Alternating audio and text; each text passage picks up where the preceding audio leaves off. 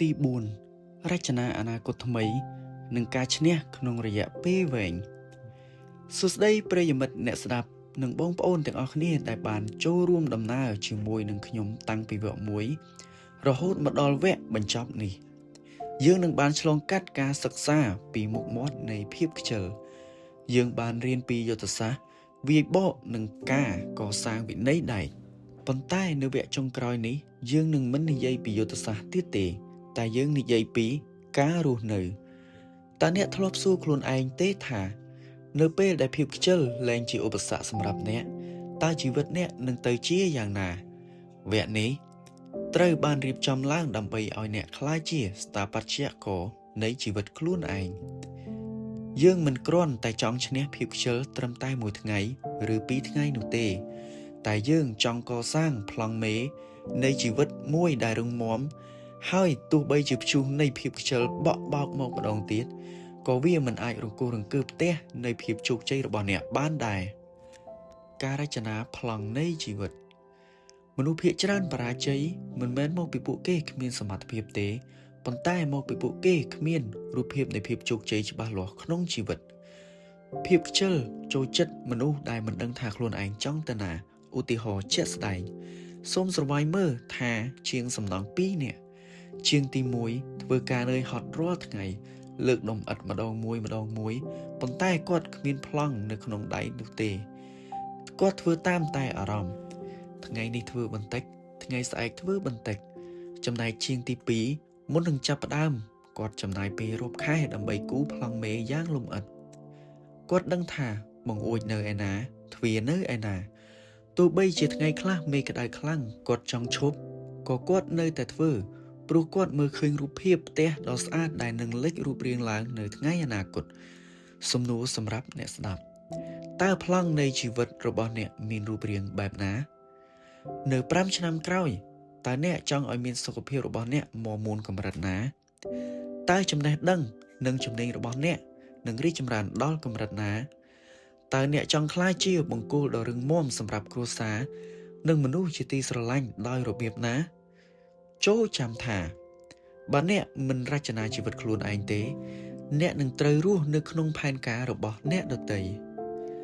ការឈ្នះសង្គ្រាមជាមួយនឹងភាពខ្ជិលមិនមែនជាការរត់ប្រណាំងចម្ងាយខ្លីនោះទេតែវាគឺជាការរត់ម៉ារ៉ាតុនដើម្បីកុំឲ្យអ្នកហត់នឿយរហូតដល់បោះបង់អ្នកត្រូវដឹងពីច្បាប់3យ៉ាងទី1កុំធ្វើការងារម្នាក់ឯងបរិយាកាសជុំវិញខ្លួនអ្នកគឺជាកត្តាកំណត់វាសនាបើអ្នកនៅក្បែរមនុស្សដែលដេកដកដង្ហើមចោល5នាក់អ្នកនឹងក្លាយជាមនុស្សទី6ចូលស្វែងរកមនុស្សដែលមានមហិច្ឆតាមនុស្សដែលរុញច្រានអ្នកឲ្យដើរទៅមុខទំនាក់ទំនងល្អៗគឺជាថ្នាំការពារនិងភាពខ្ជិលដ៏ស័ក្តិសិទ្ធិបំផុតចំណុចទី2ការផ្ដល់រង្វាន់ដល់ខ្លួនឯងខួរក្បាលរបស់មនុស្សត្រូវការលើកទឹកចិត្តនៅពេលអ្នកសម្រេចចិត្តធ្វើកិច្ចការតូចមួយបានចូលអបអរសាទរខ្លួនឯងការញញឹមដាក់កញ្ចក់ហើយប្រាប់ខ្លួនឯងថាថ្ងៃនេះអ្នកពិតជាអស្ចារ្យណាស់វានឹងបង្កើតថាមពលឲ្យអ្នកចង់ធ្វើនៅថ្ងៃស្អែកទី3ការសម្រាកដ៏ឆ្លាតវៃការសម្រាកមិនមែនជាភាពខ្ជិលទេការសម្រាកគឺជាផ្នែកមួយនៃផែនការងាររបស់អ្នកត្រូវតែចេះបែងចែករវាងការសម្រាកដើម្បីបញ្ចូលថាមពលនិងការគេចវេះពីការងារ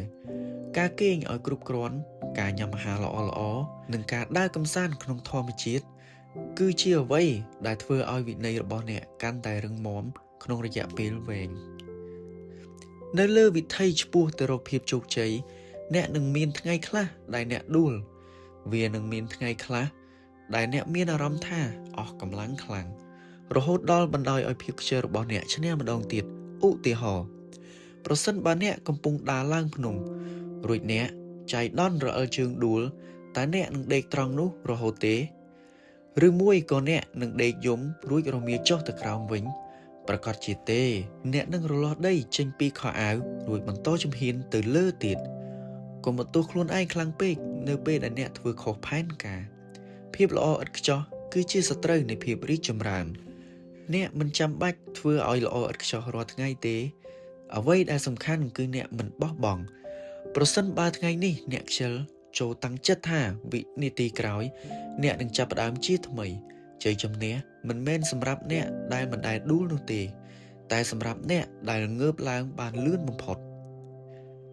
មិត្តអ្នកស្ដាប់ជាទីស្រឡាញ់យើងបានដើរមកដល់ទីបញ្ចប់នៃដំណើរស្វែងយល់ពីខ្លួនឯងនេះហើយអ្វីដែលខ្ញុំចង់ប្រាប់អ្នកនៅវិនាទីចុងក្រោយនេះគឺថានៅក្នុងខ្លួនរបស់អ្នកមានយក្សមួយរូបដែលកំពុងតែដេកលក់ភាពខ្ជិលគឺគ្រាន់តែជាស្បៃមុងដែលបាំងអ្នកមិនឲ្យឃើញអំណាចពិតរបស់ខ្លួនឯងប៉ុណ្ណោះអ្នកកើតមកមិនមែនដើម្បីរស់នៅត្រឹមតែមួយថ្ងៃឲ្យផុតពីភ្នែកនោះទេអ្នកកើតមកមានបេសកកម្មអ្នកមានសមត្ថភាពដែលពិភពលោកកំពុងរងចាំមើល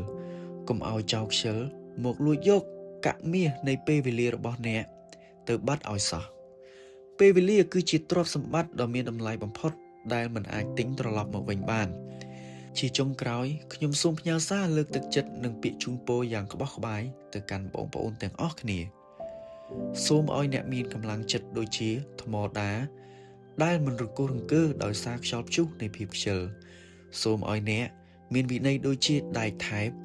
ដែលកាន់តែដុតកាន់តែរឹងកាន់តែស្អាតសូមឲ្យរាល់ជំហានដែលអ្នកបោះទៅមុខ